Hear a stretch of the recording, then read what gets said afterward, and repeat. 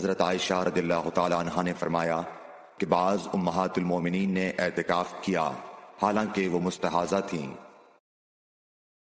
عبداللہ بن ابی نجیح نے مجاہد سے کہا کہ حضرت عائشہ رضی اللہ تعالی عنہا نے فرمایا کہ ہمارے پاس صرف ایک کپڑا ہوتا تھا جسے ہم حیض کے وقت پہنتی تھیں، جب اس میں خون لگ جاتا تو اس پر تھوک ڈال لیتی اور پھر اسے ناخنوں سے مسل دیتی۔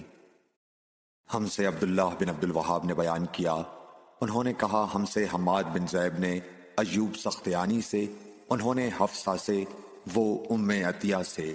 آپ نے فرمایا کہ ہمیں کسی میت پر 3 دن سے زیادہ سوگ کرنے سے منع کیا جاتا تھا، لیکن شوہر کی موت پر 4 مہینے 10 دن کے سوگ کا حکم تھا۔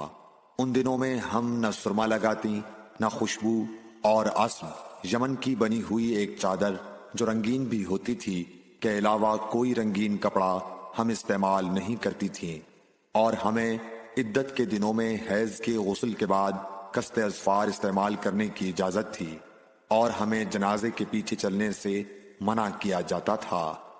اس حدیث کو حشام بن حسان نے حفصہ سے، انہوں نے ام عطیہ سے، انہوں نے نبی کریم صلی اللہ علیہ وسلم سے روایت کیا ہے۔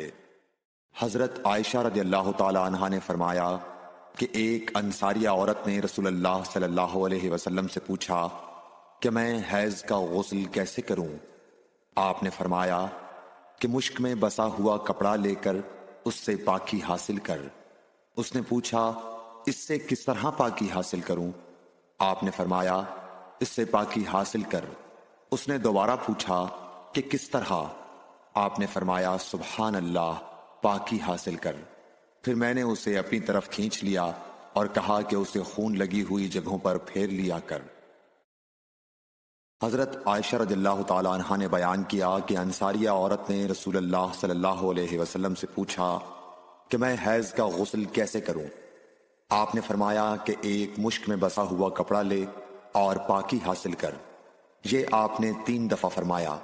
پھر حضور صلی اللہ علیہ وسلم شرمائے اور آپ نے اپنا چہرہ مبارک پھیر لیا یا فرمایا کہ اس سے پاکی حاصل کر۔ پھر میں نے انہیں پکڑ کر کھینچ لیا اور نبی کریم صلی اللہ علیہ وسلم جو بات کہنا چاہتے تھے وہ میں نے اسے سمجھائی۔ Like, share and subscribe for more videos.